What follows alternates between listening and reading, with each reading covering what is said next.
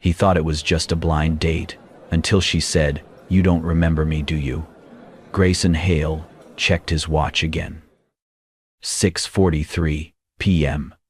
He had no idea why he'd agreed to this. His sister had begged him to go. "Just one blind date, Gray. You need to talk to someone who isn't a board member or an investor." He had caved only to stop her relentless calls. Now he sat at a small cafe on Main Street in the sleepy Vermont town he'd left years ago, a place that still smelled of rain-soaked pine and roasted coffee. It was too warm inside, the chatter too close. The cafe's wooden beams, mismatched chairs, and shelves of used books felt like an alien world compared to the sleek glass and steel offices he called home. He had promised himself he'd give this exactly 15 minutes, then he could leave with a polite smile and a clear conscience. When the door opened, he barely looked up. A gust of cold air slipped in, followed by a woman's quiet voice. "Grayson Hale?" He turned. She stood by his table, a touch out of breath, blonde hair twisted loosely into a soft bun, a few curls falling against her cheek. Her dress was a simple floral pattern, not designer, but graceful. Her eyes were light blue, alert yet gentle. "I'm so sorry I'm late," she said. "The roads are terrible tonight." "It's all right," Grayson replied, rising automatically. He gestured toward the chair across from him. "Please." She smiled and sat, setting her small purse beside her. "Thank you for waiting. I almost thought you'd leave."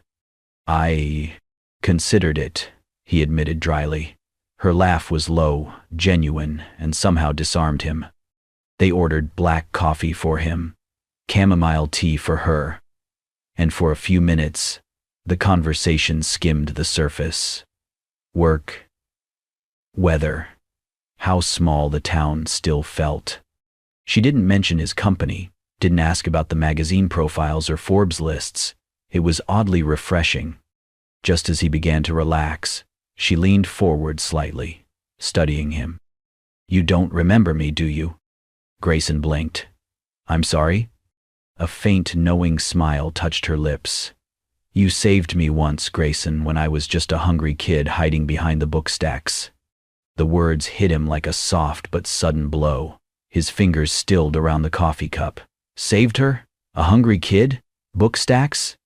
He searched her face, the curve of her smile, the glimmer of memory that refused to form.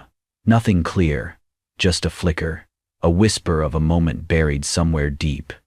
He started, but the words fell away. Across from him, the blonde woman only smiled a little wider, her blue eyes steady. Grayson didn't remember, but something in her tone, in the quiet certainty of it, pressed against a locked place in his mind, a place he wasn't sure he wanted to open. Grayson stared at her, unsure how to respond. Across the table, the woman, Tessa, held his gaze with calm confidence, as if she had expected his confusion. She took a slow sip of her tea, letting the silence linger. "I'm sorry," he said finally, voice low. "I really don't remember." "I didn't think you would," she replied gently, setting her cup down. "You were a teenager. I was a scrawny little girl in hand-me-downs. You had no reason to notice me." Grayson leaned back slightly, frowning. "And yet you're here." Tessa gave a small shrug, almost playful. "I figured if fate was bold enough to toss us into a blind date together, I should at least say thank you properly." He searched her expression. She didn't seem to be toying with him. No hint of manipulation, no attempt to make him feel guilty. Just honesty. A rare thing in his world. The server returned with their dinner orders. He had defaulted to the chef's special, some kind of rosemary chicken, while she chose the butternut squash soup and a side salad. Simple, but comforting. As they began to eat, Grayson asked, "So, what do you do now, when you're not catching people off guard on blind dates?" Tessa smiled. "I work part-time as a librarian, the public library in town."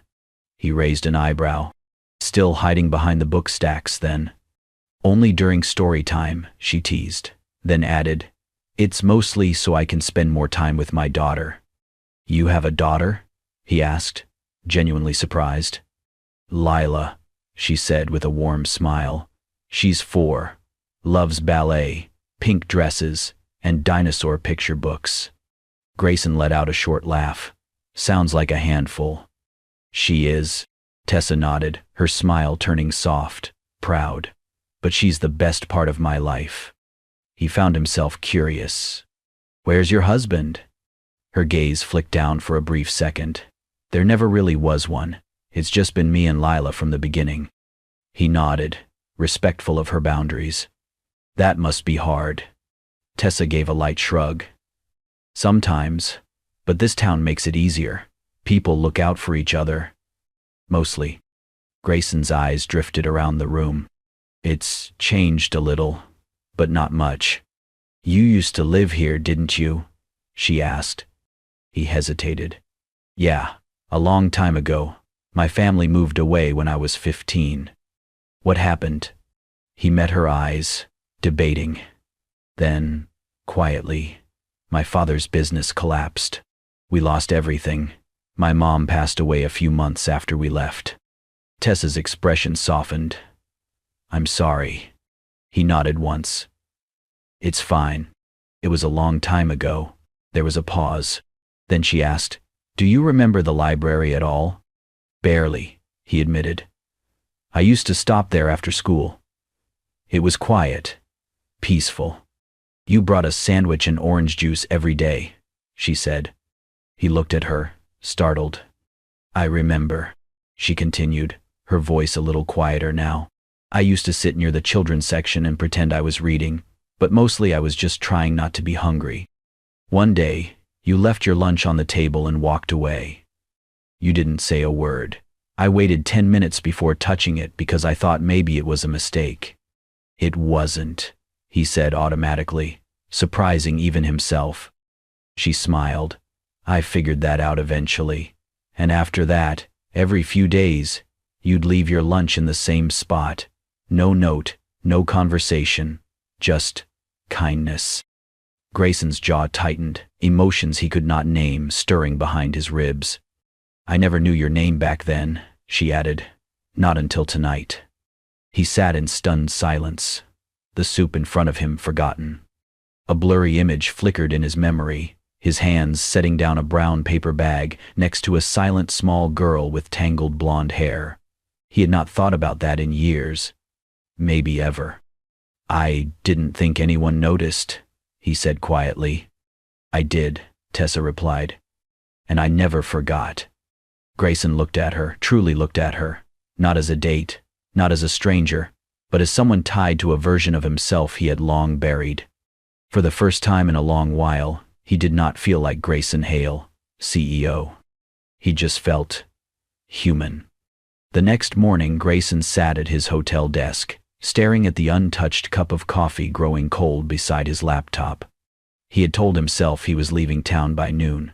Meetings awaited him in Boston, the city skyline always ready to swallow him back into its steel rhythm. But something about last night lingered. Tessa's voice, her story, the way her words had pulled a forgotten part of him back into focus. He told himself it was curiosity, that was all. By early afternoon he found himself parking across from the public library. The building was small, brick-faced, with ivy curling around the windows. It looked exactly as he remembered it, and somehow, nothing like it at all.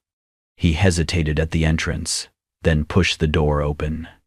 The warmth hit first, followed by the scent of old paper and vanilla-scented disinfectant. Children's laughter echoed softly from the far corner. He stepped inside and nearly laughed. The place was more chaotic than he'd expected.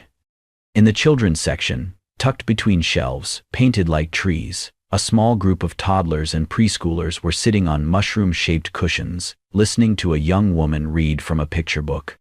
And right in the center, twirling slowly in a pink dress and ballet slippers, was a little girl. She spun with arms overhead, hair in a tiny bun, completely absorbed in her imaginary performance. Grayson blinked. That had to be her. Lila. He stood there for a moment, unsure if he should interrupt, but before he could decide, the girl spotted him. She stopped mid-twirl, tilted her head, and marched right over. You? she said matter-of-factly, pointing a tiny finger up at him. "Are you Mom's friend from the date?" Grayson's mouth opened, and nothing came out. Every head in the reading circle turned.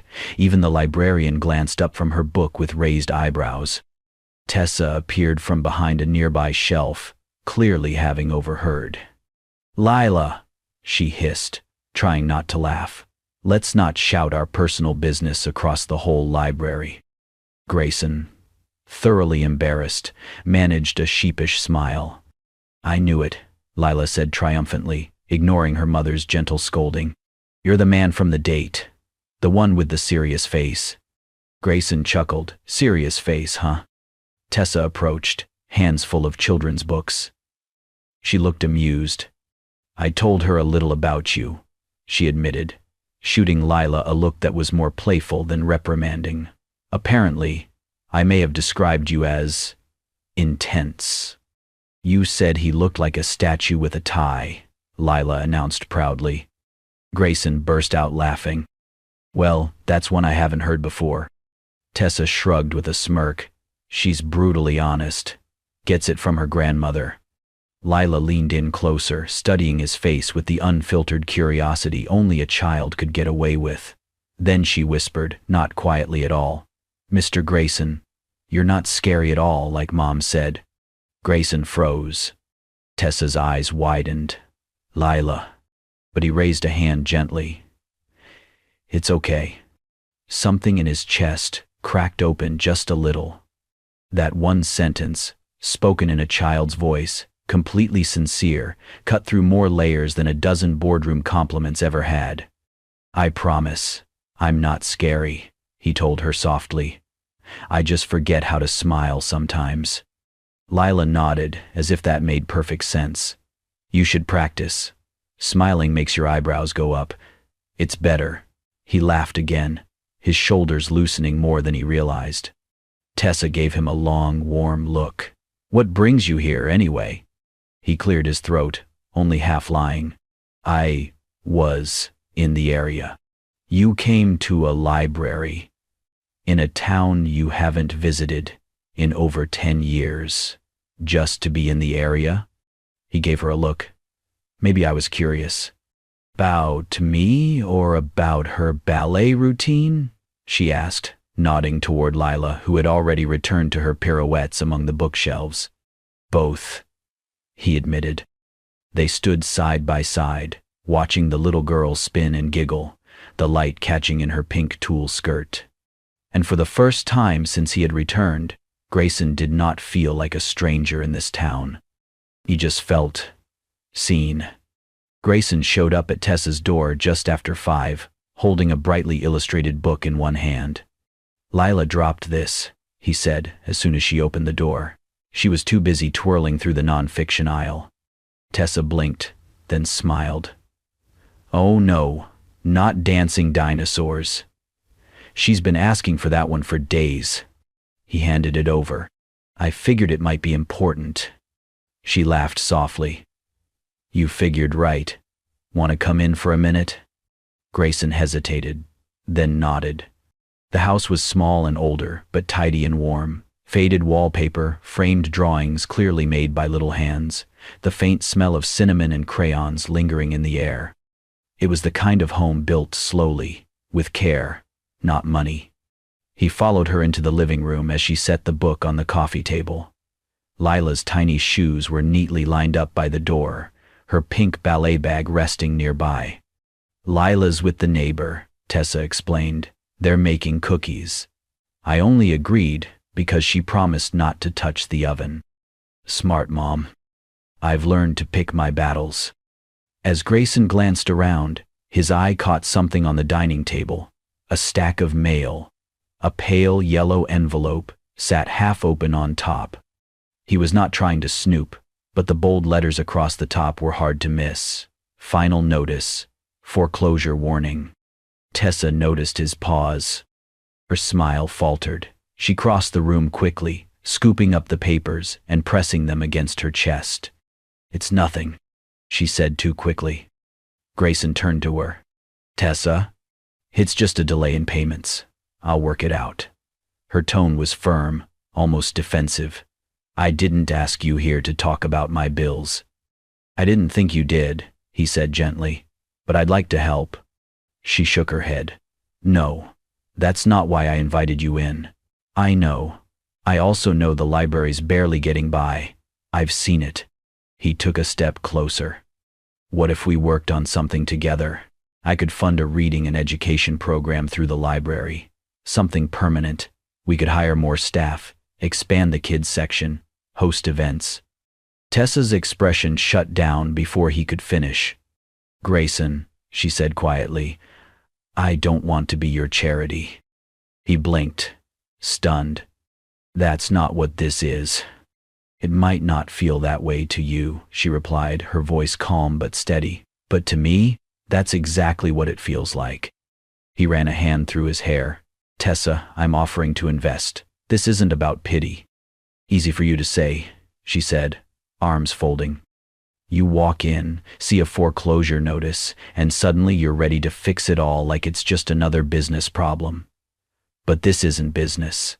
This is my life. I know that." "Do you?" she asked softly. "Because I've spent years building this life, this home, for Lila, without help. And I don't want the first person who steps in to fix things just because he can afford to." Grayson felt the sting behind her words. Not anger, just disappointment, and a wall rising between them.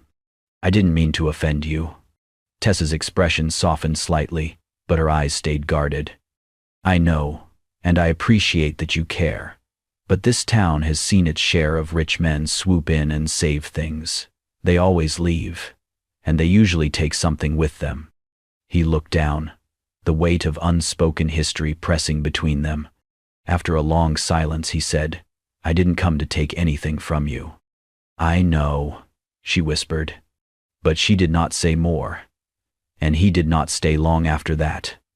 As he stepped out into the cool twilight, the book still fresh in his memory, so was the look in her eyes, pride, fear, and something else he could not name. He had offered help, not charity. But maybe, in her world, there was no difference. It was nearly midnight when Grayson's phone rang. He almost did not answer. He had just returned from a long investor dinner in Burlington and was about to shut down for the night. But when he saw the caller ID, M. Jameson, Tessa's neighbor's number, he picked up immediately. "Mr. Hale?" The woman's voice was strained. "I didn't know who else to call. Lila's very sick. Tessa's trying to drive her to the hospital, but her car wouldn't start. She's panicking. And I'm on my way," Grayson said before she could finish. He did not change, just grabbed his keys and coat and was out the door in seconds. The drive from his lakeside hotel to the edge of town took nearly 2 hours, the road slick with freezing rain. He kept one hand tight on the wheel and the other clenched around his phone, though no one was calling back. His mind spun with images, Lila curled up in her pink dress, Tessa's calm cracking, her worry deeper than pride could hide. When he finally pulled up to Tessa's darkened street, she was sitting on the porch steps in a sweatshirt and leggings, cradling Lila in her lap. The little girl was burning with fever, her face flushed, her arms limp around her mother's neck. Without a word, Grayson got out, opened the passenger door, and held out his arms. Tessa hesitated for a second, then she handed Lila over. "She just started burning up," she whispered, voice breaking. "I didn't know what else to do." "We're going to take care of her," Grayson said quietly. He drove them to St. Vincent's Medical Center, the only hospital in the region equipped for pediatric emergencies. He gave no last name, no explanation of who he was, just handed over his credit card and asked for the best available care. Tessa stayed with the nurses while Lila was checked in. Grayson remained in the waiting room, pacing, buying snacks he did not eat, flipping through magazines he did not see. When Tessa returned, eyes red but steadier, he handed her a cup of water. "She's stable," she said. "They gave her fluids, said it was a strong flu. If the fever drops in a few hours, we can take her home." Grayson exhaled, slowly. "Thank God." Tessa sat beside him, hands trembling slightly in her lap. "I can't believe this is happening," she murmured. "I couldn't even afford the intake fee. If you hadn't—" "You don't have to thank me," he interrupted softly. "You're her mom. That's your job. Let this be mine." She said nothing. Later, after Lila was moved to a private recovery room, Tessa left briefly to talk to the billing nurse about discharge paperwork. Grayson stayed. The room was dim, lit only by a small reading lamp in the corner. Lila slept fitfully, cheeks pink, her little fists curled by her chin. Grayson sat beside her, a children's picture book open in his lap, one of the ones she had proudly recommended at the library. He read quietly, his voice steady, calm. Every so often, he dipped a cloth in cool water and wiped her forehead. When Tessa returned, she stopped in the doorway. Grayson was still reading, his voice low and warm. Lila had shifted in her sleep, head resting lightly against his arm, breathing evenly. He looked up when he noticed her. "I hope it's okay," he said softly. "She was asking for you." Then, she just drifted off. Tessa nodded, slowly stepping inside. "I've never seen anyone do that for us," she whispered. Her voice cracked. Grayson looked at her, really looked, and something shifted between them. The air felt different now, not heavier, but more honest. "You two shouldn't have to do everything alone," he said. Tessa walked over and sat beside him, silent for a moment. She reached out and gently brushed a curl from Lila's damp forehead. "She's lucky you were here."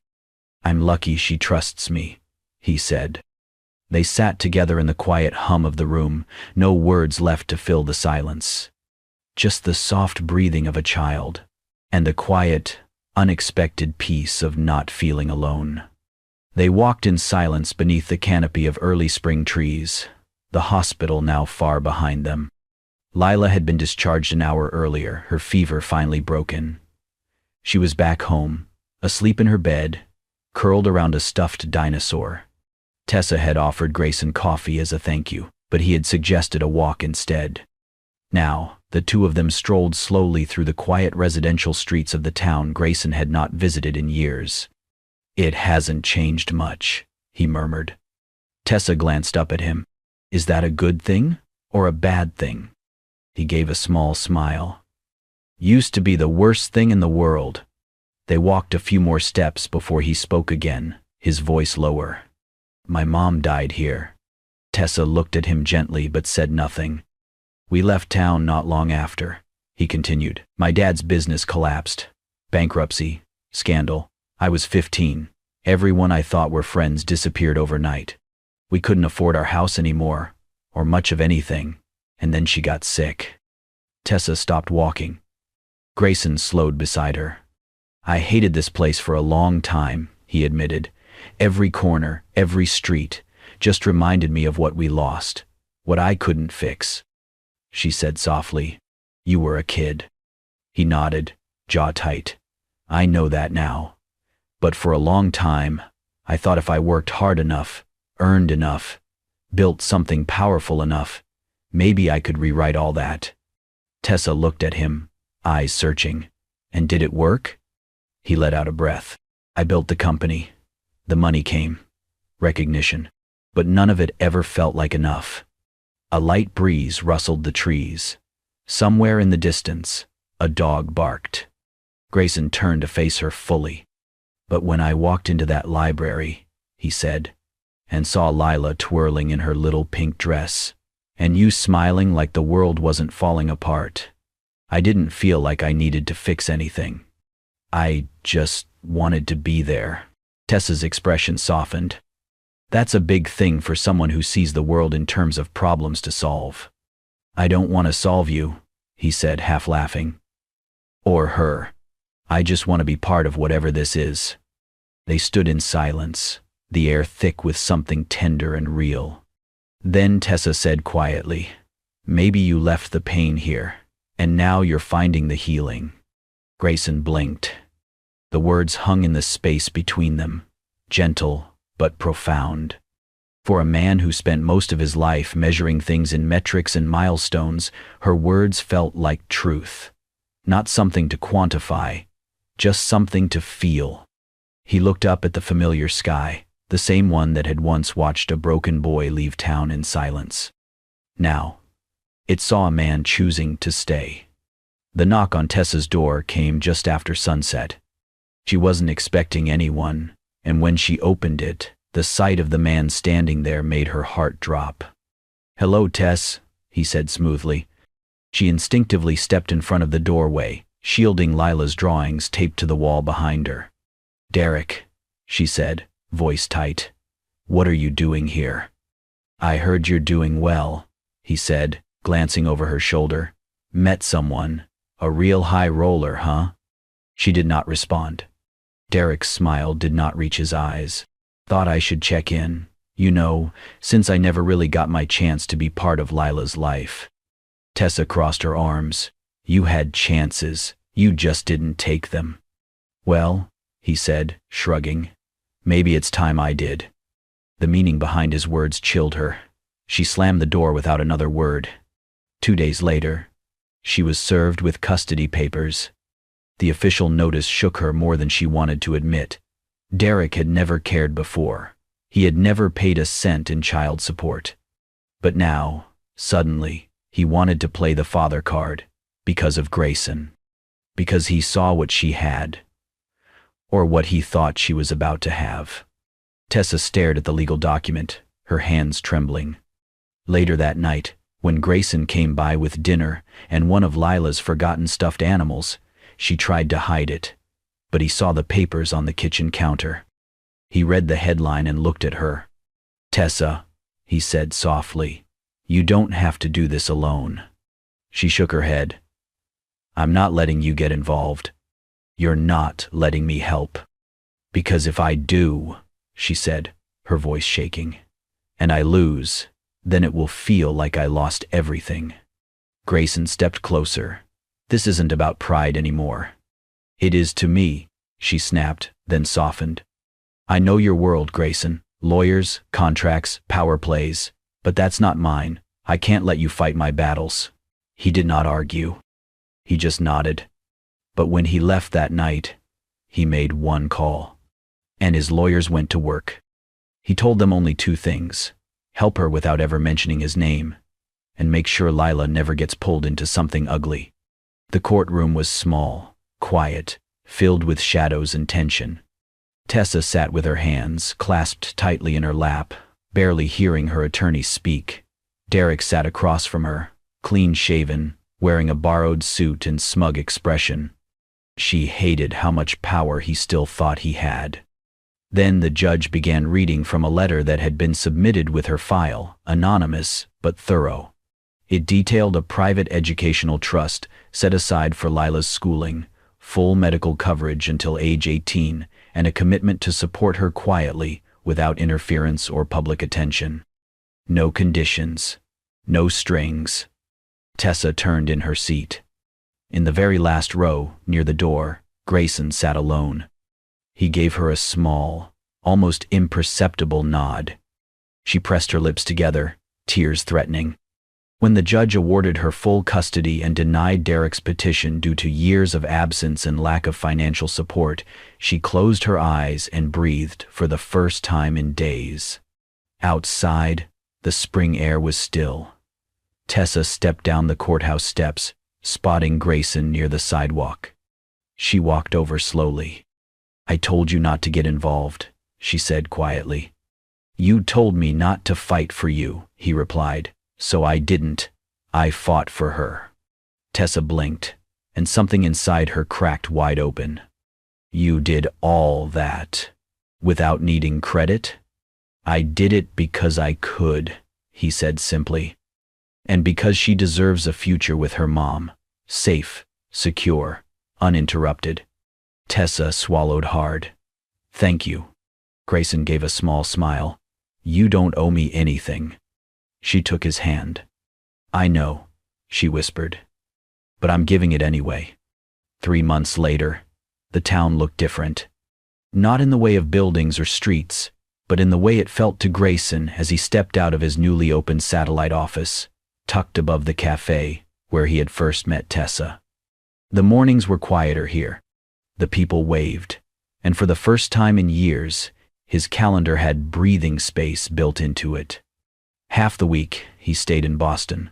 The other half, he was here, in the town he once ran from, now slowly becoming home again. That morning, he adjusted his tie in the mirror and glanced at the small box on his desk. Not velvet, not brand new, just an old keepsake box with smooth edges and a gold hinge, slightly scuffed from time. Inside, nestled on the cushion, was a ring. Not an engagement ring. Not yet. He tucked it into the desk drawer and headed out. The ribbon-cutting ceremony for the newly expanded children's wing of the library was already underway when he arrived. Tessa stood at the front, welcoming local families. Her hair swept into a loose bun, cheeks flushed from excitement. Lila ran ahead in her signature pink dress, twirling as usual, arms flung wide like she owned the world. The plaque outside read, "In celebration of curiosity and courage, sponsored anonymously." Grayson stayed near the back, watching. When the speeches ended and the crowd filtered inside, he slipped away into his office upstairs to grab a file. He had just opened the door when a small voice piped up behind him. "Mr. Grayson, your office is messy."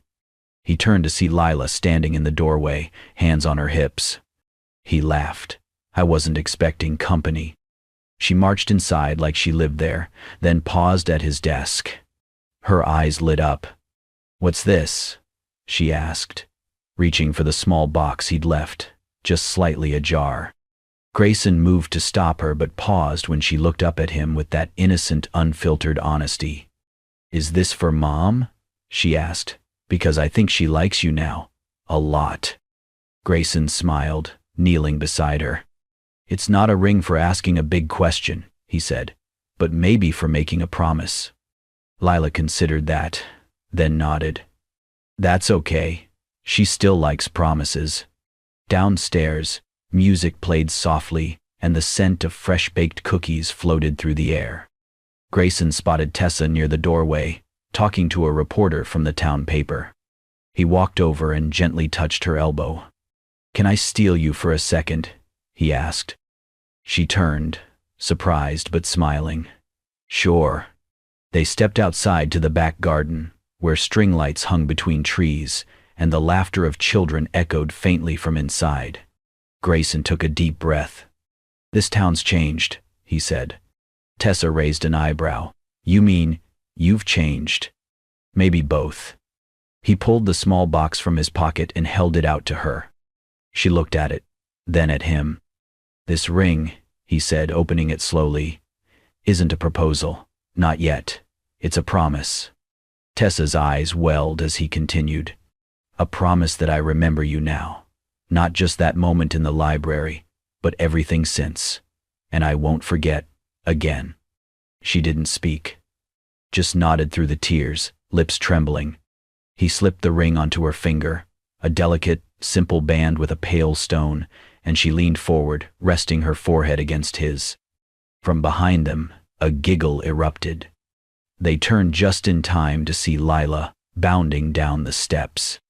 "Mr. Grayson," she shouted, flinging her arms around his legs.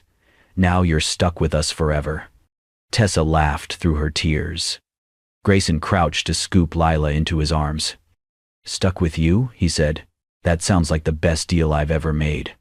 And under the soft glow of garden lights, surrounded by the sounds of a library reborn, the three of them stood together, not just as strangers crossing paths, but as something whole, something new, something worth staying for. If this story touched your heart, imagine how many more are waiting to be told.